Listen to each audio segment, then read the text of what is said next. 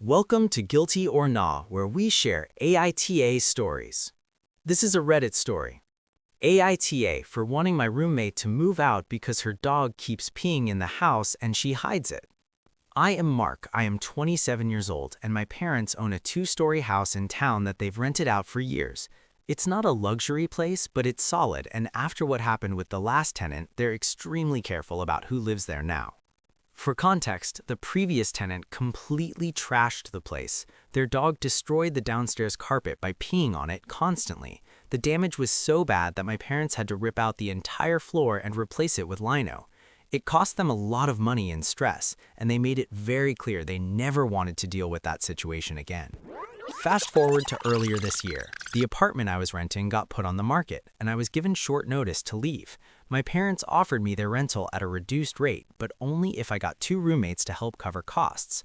One condition they were firm on was this: pets are allowed, but no peeing upstairs. They did not want to replace carpet ever again. I agreed. One of the roommates is Kay. She is a 30-year-old woman, moved in with her dog. The dog is very old, 16 years old, which I sympathize with. I understand elderly dogs have bladder issues, so I tried to be reasonable from the start. Unfortunately, on the very first day Kay moved in, her dog peed in my bedroom.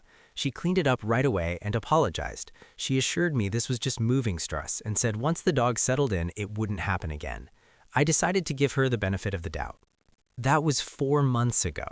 Since then, her dog has peed upstairs almost every month. Sometimes it's in her room, sometimes on the landing, sometimes downstairs. Downstairs isn't ideal, but it's lino, and upstairs is carpet, which makes it a serious problem.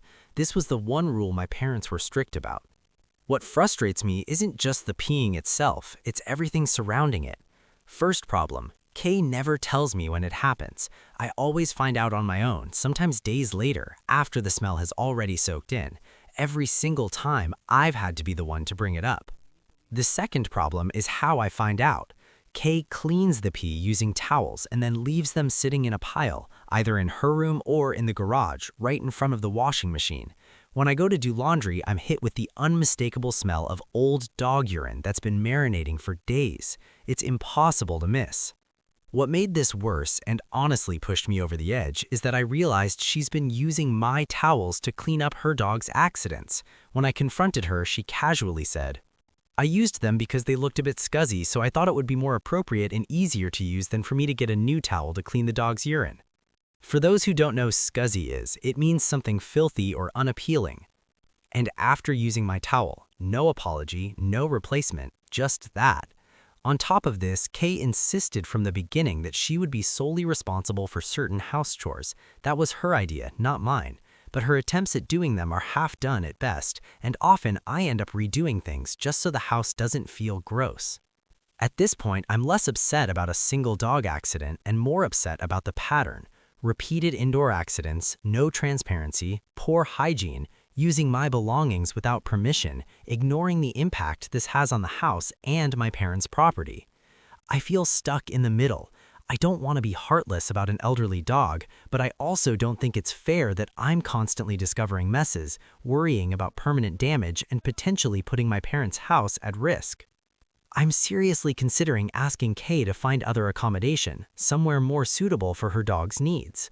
So, am I the asshole for wanting my roommate to move out over this? For those that doesn't know what AITA is, it means am I the asshole? Like and subscribe on this channel for more AITA story. Bye, and I will see you later.